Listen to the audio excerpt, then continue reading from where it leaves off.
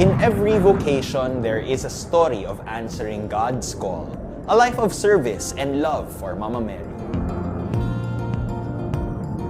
Let us meet the priests and bishops whose lives and vocation are guided by their devotion to Mama Mary.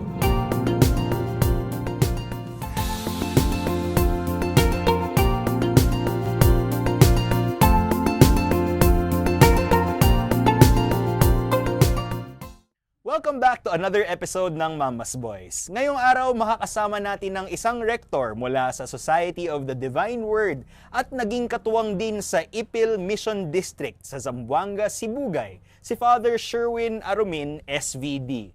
Mula sa kanyang journey sa bokasyon hanggang sa kanyang paglilingkod bilang misyonero, preacher at formator, samahan niyo kami habang mas kinikilala natin ang kanyang mission, leadership at pananampalataya sa paglilingkod sa simbahan.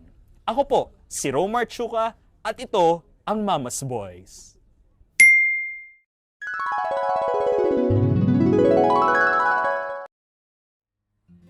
Mga ka-Mama's Boys, today we're sitting down with someone entrusted with forming the next generation of missionaries. He is the rector of the Divine Word Seminary, one of the principal formation houses of the Society of the Divine Word, or SVD, one of the largest missionary religious congregations in the Catholic Church. Behind every missionary priest is years of formation, sometimes years of discernment as well, and accompaniment. Today, we get to know the priest helping shape those future missionaries. Please welcome mga ka-Mama's Boys, Reverend Father Sherwin Arumin, SVD. So, hello, Father Sherwin. Hello, and then good day sa lahat ng mga sumasabaybay ng iyong program Mama's Boy sa 5 siglo. So it's an honor and privilege to be interviewed with this program, and also welcome to Divine Word Seminary Tagaytay. You are here in the Holy Spirit Chapel. Dito yung most sacred place ng aming seminary where we are ordained. Most of the SVDs in the Philippines were ordained in this place. So thank you for inviting me to be part of your program, Mama's Boy. Wow, napaka-jam-pack nung una mong statement pa lang na ang dami mga naordinahan dito sa lugar. Ano bang tawag sa lugar na ito, Father? Yeah, this is the Divine Word Mission Seminary. It was established in 1963, September 12, no? As the feast of the Holy Name of Mary. And then where we are now is the Holy Spirit Chapel. Kaya makikita niyo yung stained glass, napakaganda. And this is the place where most of the SBD Filipino missionaries and now even non-Filipinos are ordained, kung saan tayo nakaupo noon this place. Dito kayo dumapa. Yeah, dito kami nag-prostrate, dito kami na-ordain. So, series of generations since 1964. Oh, okay. Okay lang bang matanong anong year ka dumapa dito? I was ordained December 3, 2011. That's the time of Cardinal Chito Tagle.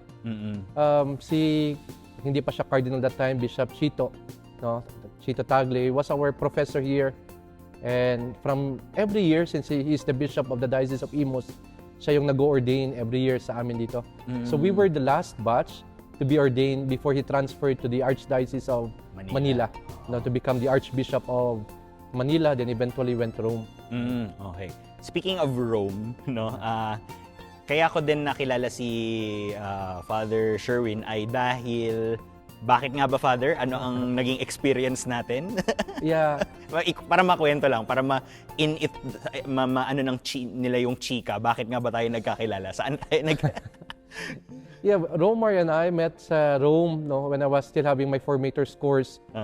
Si Romar nag-visit sa aming generalate, we called it the general house, where our superiors are staying. And then I think sa rooftop, when having my laundry.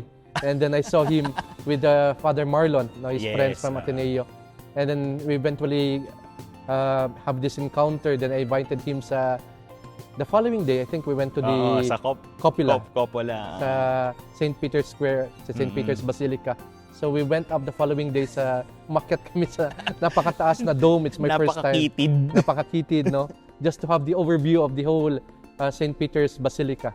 At saka binigyan pa tayo ng homework ni Sister noon na picturean yung bagong coat of arms. Ni Pope Leo, because Pope Leo is still new that time. So shout out kay Sister, Yeah. PDDM. Yes, PDDM na kanya. So, Sister, hindi ako makakatulog yan mamaya. Oo nga. Sister, mamaya i-research namin. yes, nakalimutan ko na rin na nasa tip ng aking Oo, nasa tip ng aking tongue. Yeah. No? Pero yun, masayang-masaya yun kasi nagsisig tayo afterwards. Oh, yeah, Diba? because after that, sa gutom namin, nag-Filipino food na lang kami instead of Italian. Dapat mag-Jollibee muna. Dapat Jollibee muna. Oh, pero sabi natin, hindi, parang mas gusto natin ng Filipino Food because Oo. yung pagod natin pag-akyat. Worth it. Ang sarap tuloy nung sisig sa Italy. No? Yan, shout out kay Sister Anthony. Ayun, Yan. Anthony. Makapagalitan ako pag hindi ko. Yeah. Anthony Basa. Basa, Yeah. yes, Oh, huwag ka na magtampo, Sister Anthony Basa. So lahat ng mga followers, please like, share, follow, subscribe.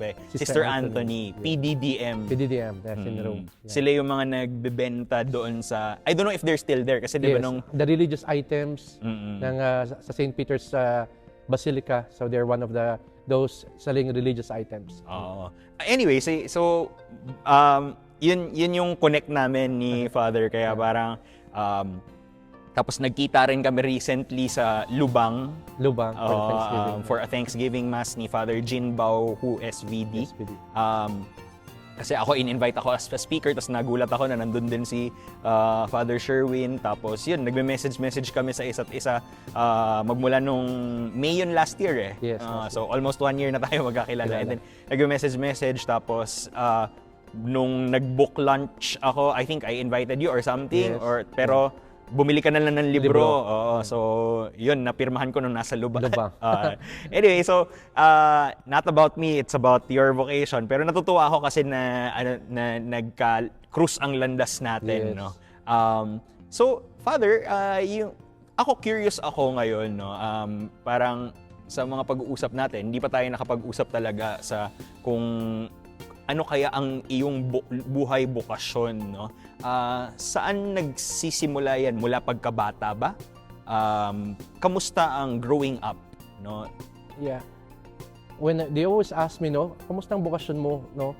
And as you mentioned, I'm a formator. Listening to different vocation stories. Some are extraordinary. Some are pang MMK, sabihin natin, no? Oo. Na vocation. But for me, as a my vocation story is really typical, no? I grew up in Baguio. And then, my family is not that religious. But we have only one, sabihin natin, tradition sa family. That my parents would always encourage us to go to Mass. No? So, bata kami, sabay-sabay kami na nagsisimba sa Baguio Cathedral.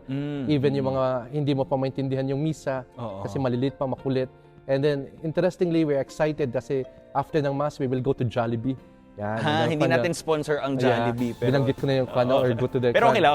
I mean, nabanggit ko rin kanina di ba, nung nag-Jollibee tayo. Yan ang kanya. So sabi ko, yan, excited, sige, Sunday. And then, even high school, no? And then eventually, after high school, during high school, I entered to be an altar server. No? Doon na nag-umpisa yung pagiging active ko sa church. And then, nung gagraduate na ng 4th year, discernment kung anong gusto maging kukunin sa college, no? And then, I became interested, no, to... Saan kayo nag-college, Father? Sa Divine Word Formation Center, pumasok na ako ng seminary. Okay. Yung high school nyo? Sa Santo Tomas, sa Mangaldan, no? Pero hindi pa siya Catholic school? Yes, sa Catholic school. Pero hindi siya SVD? No, it's a diocesan. Diocesan. So, nung may mga vocation campaign, nagpapa-exams. So, I tried without informing my parents, no?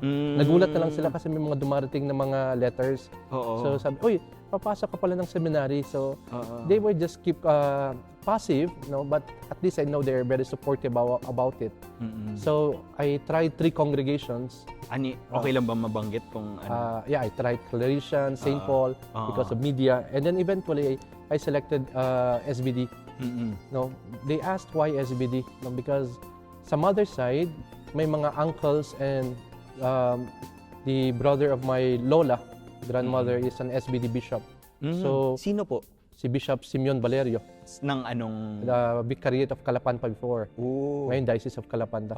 So, Oriental Mindoro. Oriental Mindoro. So, yun yung... Among those 3 congregations, I said, my uncles they tried SBD. So, I eventually selected SBD as my congregation. So, after high school, pumasok ako ng seminary. That's 2005. no? 2001 kami nag-graduate. May 26, no? 2001. So, since then, in God's grace, prayer, support from my family, and then also from people, no? I enjoyed seminary life. That from the day I entered sa high school, after high school, until 11 years of formation, no? We were ordained 2011, no?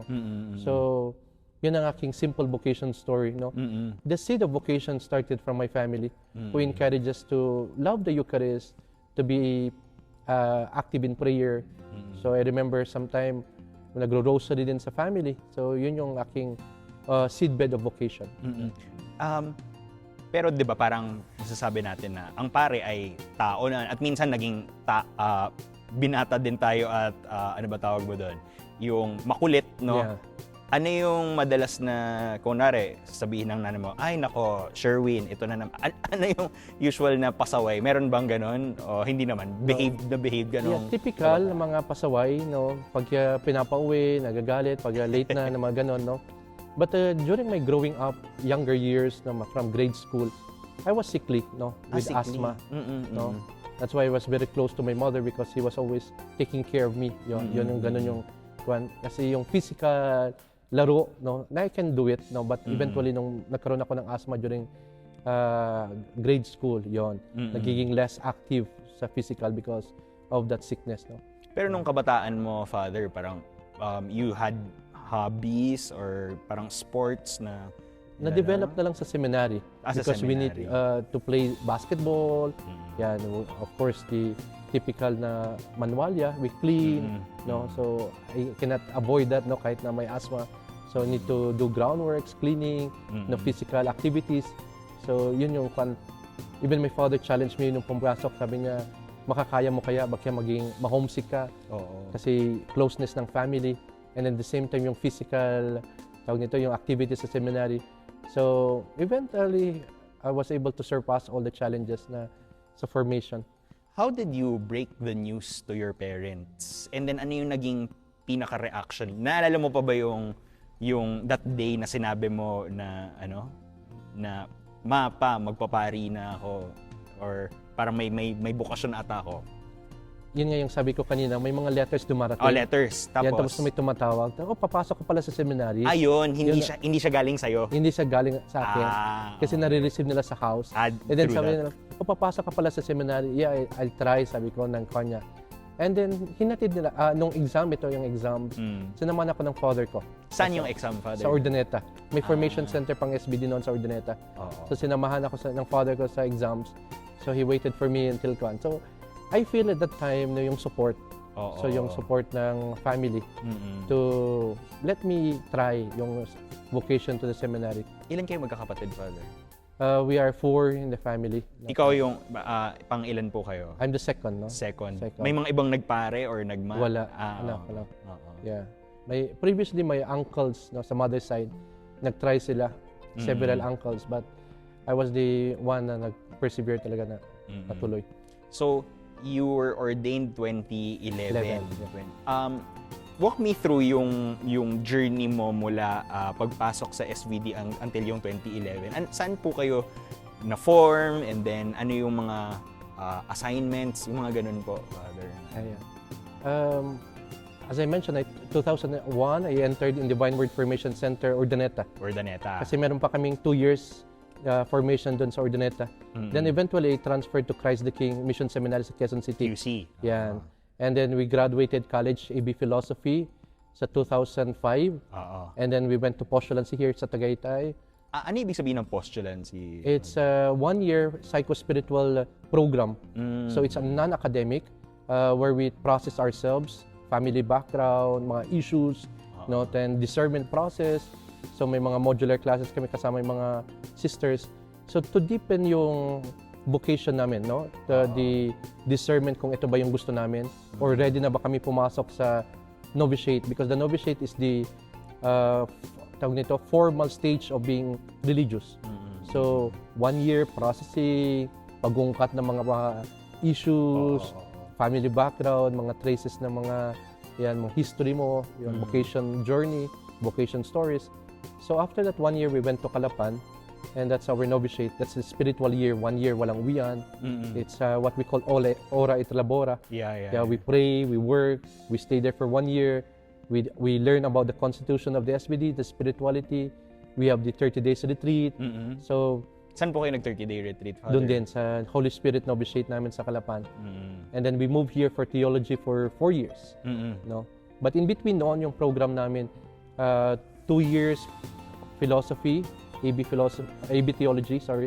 And then we have regency. Noong nagre-regency kami, pinapalabas kami sa mga iba't ibang institution ng SBD. So I was assigned in Divine Word Formation Davao. So we have Natuto kayo mag-Bisaya? doon ako natutong mag-Bisaya. And then 1 year doon, journeying with the seminarians.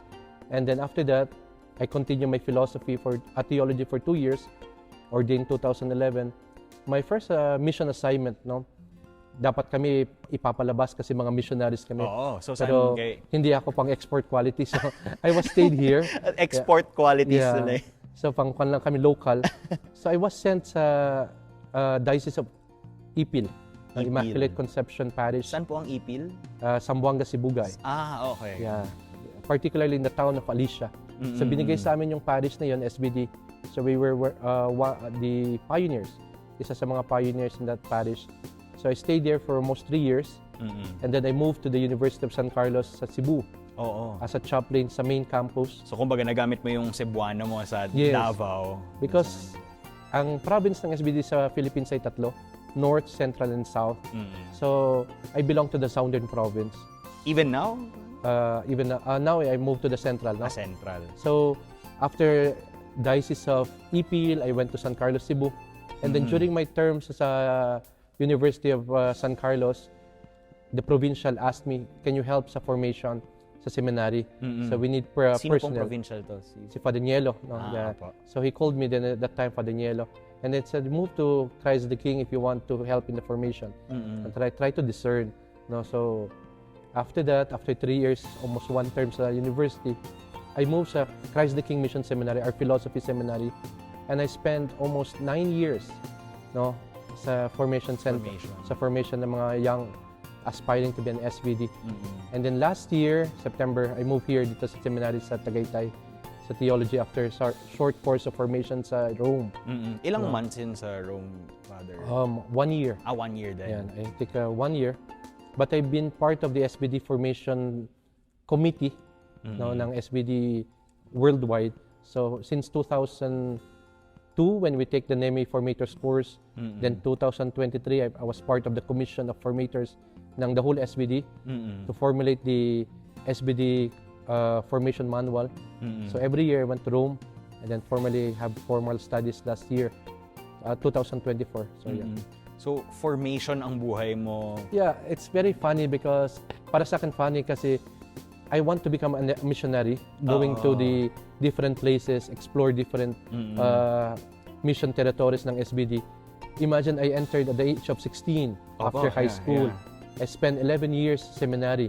And then sabi ko, nung regency namin, after break ng 2 years theology, sabi ko, uy, this is opportunity lumabas ng seminary, pumunta ng parish, pumunta ng school, or pumunta sa mga mission areas. But eventually, I was sent to Davao, seminary ulit. It's difficult for me to accept at the beginning, no? Sabi ko, break na ng schedules, mga pan sa seminary. Tapos doon pa ako ma-assign.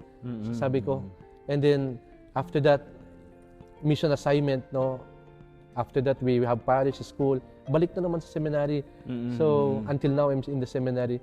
So, but I enjoyed, no, listening, journeying with the aspiring future missionaries ng SBD. So, hindi kami pang-export, but naiwan kami sa Pilipinas. May question ako, Father, na ano. Sa palagay mo, what was the Lord telling you na, sige, Father Sherwin, missionary work, pero ito, ibibigay ko sa'yo formation. Sa palagay, looking back, Father, na ano? Nung nagtatake ako ng formators course ng SBD and we have meetings several, no? Formation is mission and mission is formation. So even though na kami ay naiwan, speaking sa mga formators, ako naiwan sa Pilipinas to do formation work, it's still a missionary work, no? Because we're journeying and forming young people. And it's very challenging, no? At the same time, very exciting din kasi we journey with different vocation stories, people who wants to become missionaries, no? And when we send them to the mission, na-ordain sila, naging SBD, naging part kami ng journey that's very consoling para sa akin, no? Kung ano man yung achievement nila ngayon, hopefully they're doing well sa formation. Eh sabi ko, naging bahagi kami ng buhay nila, no? Nagka-contribute kami sa paghubog ng mga missionary. And that's for me consoling. Siguro yun yung binigay na grace para sa akin, no, to enjoy my life in the seminary. Kasi mahirap maging formator because you will be witnessing. Opo. I'm not a perfect role model, Yeah. no? And then at the same time, no, you will be journeying with different personalities. International kami. Mahirap makisama, mahirap makibagay ng iba't ibang ugali. But I think yung mga activities namin, yung mga programs namin, I enjoyed, no? Something new every year.